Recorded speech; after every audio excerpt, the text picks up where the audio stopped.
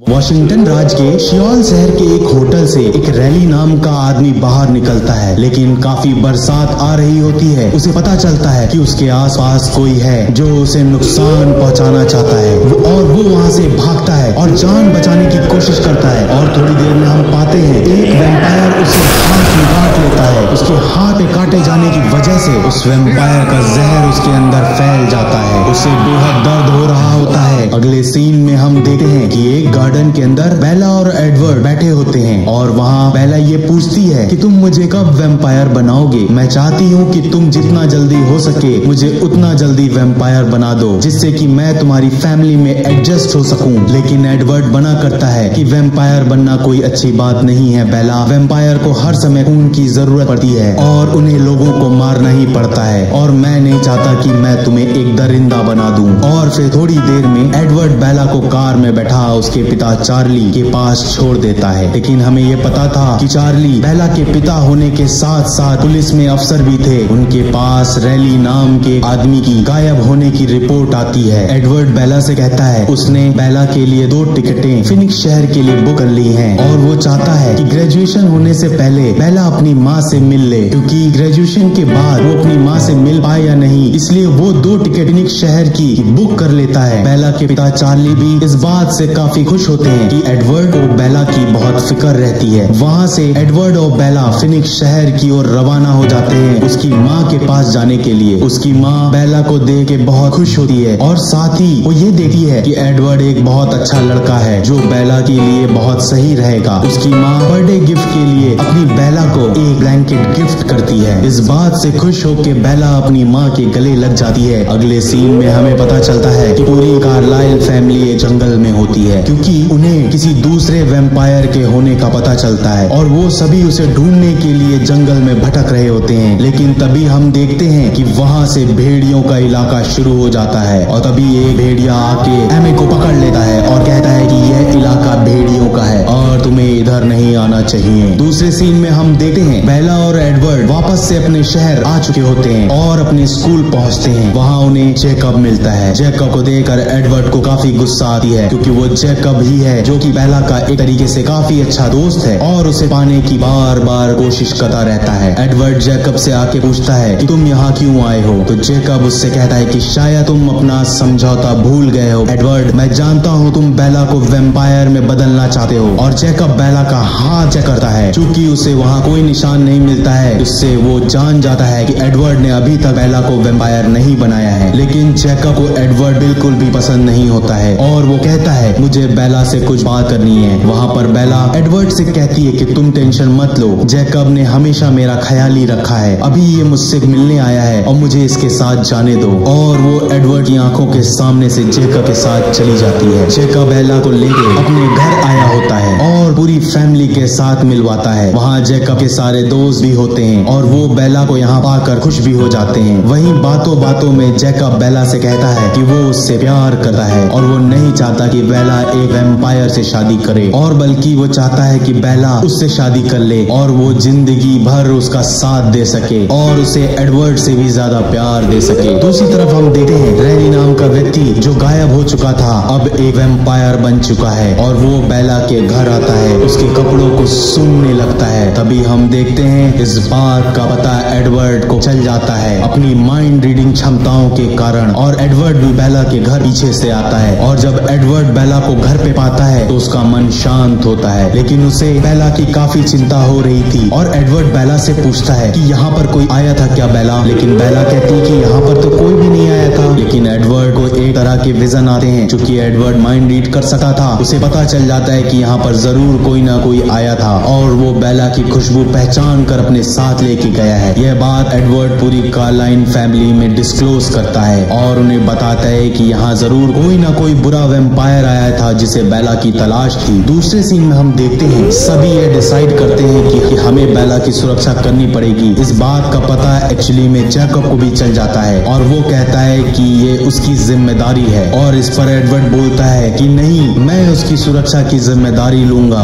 और उन दोनों के बीच में बहस होने लगती है। ये सब देख बेला कहती है कि क्यों ना तुम दोनों बारी बारी से अपनी जिम्मेदारी संभाल लो। तभी कार्लाइन फैमिली कहती है कि दिन में हम वैम्पायर पहरा देंगे और रात में सभी भेड़िया पहरा देंगे। और इसी के साथ वो लोग एक स्ट्रेटेजी तैयार करते हैं कि अगर गलत वैम्पायर रैली को बेला की खुशबू आ गई तो वो उसे कहीं से भी खोज के मार देगा। इसलिए कार्लाइन फैमिली बेला को जैकब के पास रहने के लिए भेज देते हैं, क्योंकि जैकब के पास भेड़ियों की स्मेल आती थी। इसलिए बेला एक दिन के लिए जैकब के घर रहने चली जाती है। वहाँ पर हमें पता चलता है कि भेड़िए पुराने जमाने में काफी अच्छे जानवर हुआ करते थे, और एक बार एक खतरनाक वैम्पायर जो कि बेहद बुरा था उनके कबीले पे हमला किया करता था। लेकिन कबीले को बचाने के लिए उन लोगों ने काफी मेहनत करी और उस बुरे वैम्पायर को हराने की कोशिश भी करते थे। लेकिन एक बार भेड़ियों के सरदार को वैम्पायर पकड़ ले जाता है। इस पर उस भेड़िए के सरदार की बीवी अपना हाथ काट लेती है और उसका खून बहने लगता है। उससे उस वैम्पायर का ध्यान खून की महक पा भटक जाता है और वो सरदार को छोड़ उसकी बीवी की ओर बढ़ता है। लेकिन इसी बीच मौका पाके भेड़ियों का सरदार उस पे हमला कर उसे मार डालता है। और इस तरह आज भी भेड़ियों की हिम्मत का किस्सा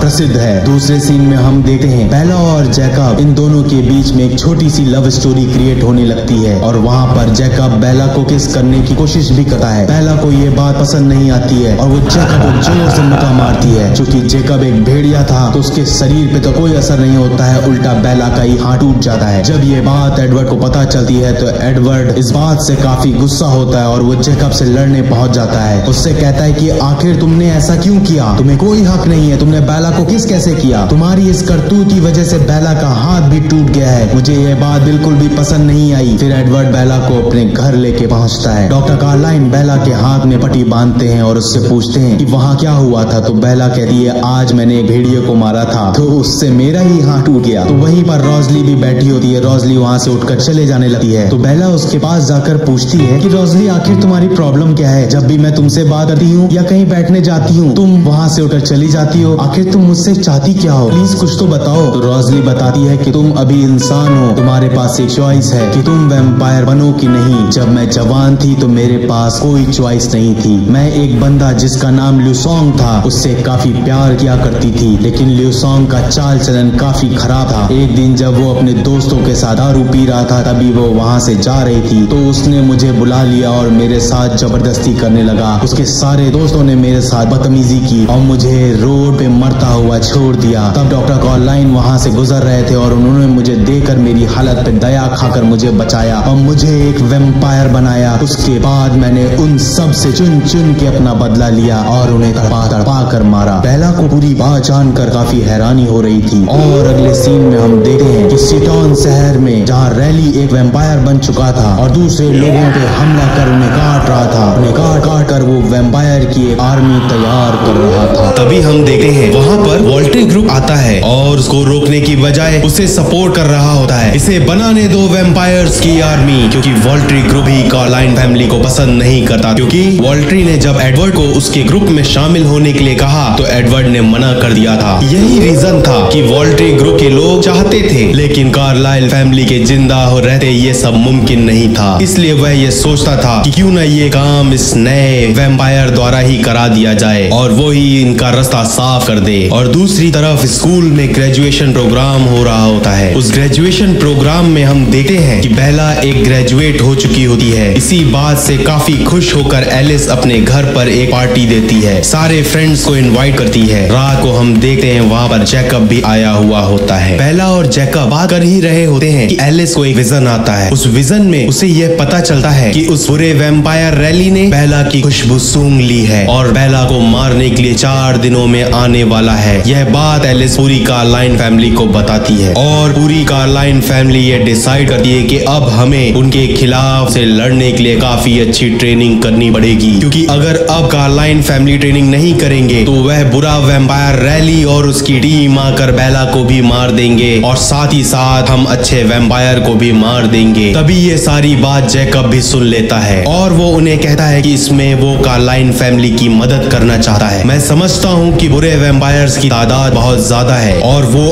आप लोगों पे हावी हो सकते हैं। मैं भी बेला की सुरक्षा चाहता हूँ और सभी वुल्फ आपकी मदद करेंगे। तभी वहाँ पर खड़ा जैस्पर बताता है कि नए बने वैम्पायर्स बहुत ज्यादा खतरनाक होते हैं, क्योंकि उनमें एक तरफ इंसानी खून भी अधिक होता है तो नए वैम्पायर का जहर भी बहुत ज्यादा होता है। इसीलिए नए बने वैम्पायर्स काफी खतरनाक और काफी तगड़े होते हैं। उन्हें मारना इतना आसान नहीं होता। इसके लिए हमें कल से प्रैक्टिस करने की जरूरत है। अगले दिन हम देखते हैं कि मैदान में पूरी कार्लाइन फैमिली और सारे वुल्फ आते हैं प्रैक्टिस करने के लिए। वह सभी काफी अच्छी प्रैक्टिस भी करते हैं। वो एक दूसरे से लड़ने की प्रैक्टिस करते हैं, साथ ही साथ अपने शक्तियों को कैसे बढ़ाया जाए और उन वैम्पायर्स के खिलाफ एक स्ट्रेटेजी भी बनाते हैं। ये सब देख बेला काफी शौक होती है और वो जैस्पर से आके पूछती है, आखिर कि तुम्हें न्यू बॉर्न वैम्पायर्स यानी कि जल्द ही बने वैम्पायर्स के बारे में इतना कैसे पता है? तुम्हें इतनी नॉलेज उनके बारे में कैसे है? जैस्पर बेला को बताता है ये काफी पुरानी बात है। वो बताता है कि वो स्पेनिश आर्मी में एक सैनिक था। वहाँ पर उसे एक वैम्पायर ने काट लिया था। उसकी वजह से वो एक वैम्पायर बन गया था और उसी वैम्पायर के लिए काम करने लगा था। उस वैम्पायर के कहने पे जैस्पर नए वैम्पायरों की सैनिक टीम बनाया करता था। इसी वजह से मुझे नए न्यू बॉर्न वैम्पायर बनाने, उन्हें मारने और उनका खात्मा करने का काफी अच्छा एक्सपीरियंस है। तभी हम देखते हैं वहाँ पर एलिस भी आ जाती है और एलिस और जैस्पर के बीच में एक जोरदार किस होती है। वहाँ पर जैस्पर बताता है कि पहले मैं एक बुरा वैम्पायर था, लेकिन जब से मुझे एलिस मिली है मेरी जिंदगी जीने का नजरिया बदल गया है। तभी बेला ये फील करती है कि शादी करना एक अच्छी बात है, जिसकी वजह से हम अपनी बुरी आदतों को छोड़ अपनी लाइफ को चेंज कर पाते हैं। दूसरी तरफ हम देखते हैं उस बुरे वैम्पायर रैली को आखिर वैम्पायर बनाने वाला कोई और नहीं, जेम्स की गर्लफ्रेंड विक्टोरिया थी, जिसे एडवर्ड ने शुरू में ही मार डाला था। वो जेम्स जो कि बेला की जान के पीछे पड़ चुका था और उसी का बदला पूरा करने के लिए विक्टोरिया ने रैली को अपना हथियार बनाया था, जिससे वो एडवर्ड से बदला पूरा कर सके। और इन्हीं सब कारणों से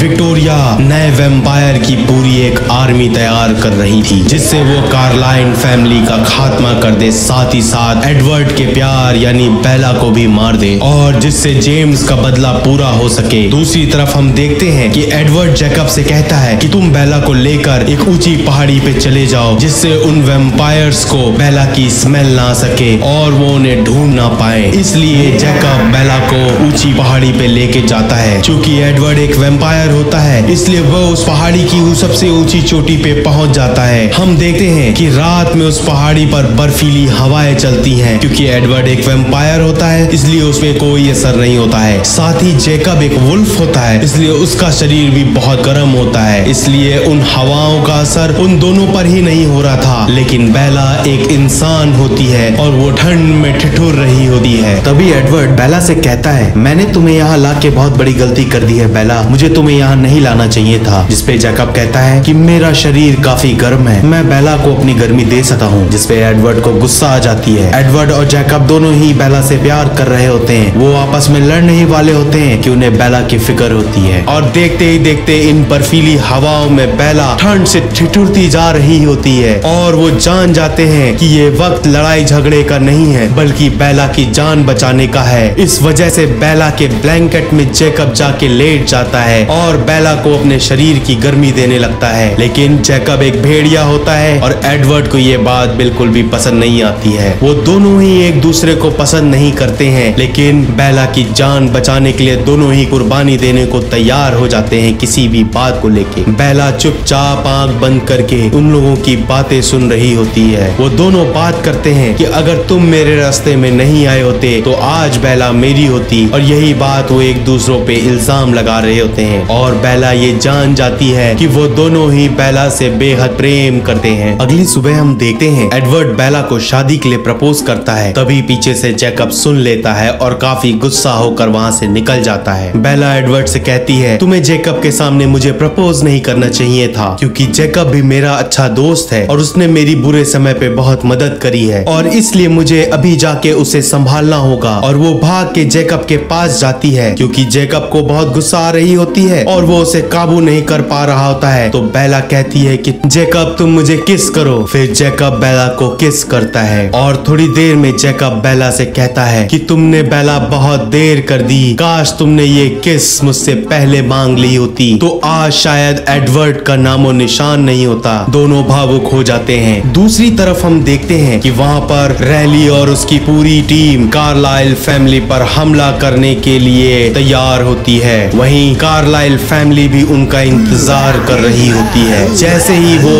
दोनों एक दूसरे के आमने सामने होते हैं और दोनों ग्रुप के बीच में एक भयंकर फाइट होती है। दोनों ग्रुप एक दूसरे को मारने की कोशिश करते हैं। जैसा कि हमें पता है कि वैम्पायर को मारने के लिए उनका पूरा शरीर तोड़ना पड़ता है या उन्हें आग में जलाया जाता है, तब जाकर कहीं एक वैम्पायर को पूरी तरीके से मारा जा सकता है। लेकिन थोड़ी देर में हमें दिखता है कि वो पूरे वैम्पायर्स की टीम कार्लाइल फैमिली पे हावी होने लगती है। उसी वक्त वहाँ पर जैकब और उसके दोस्त आ जाते हैं।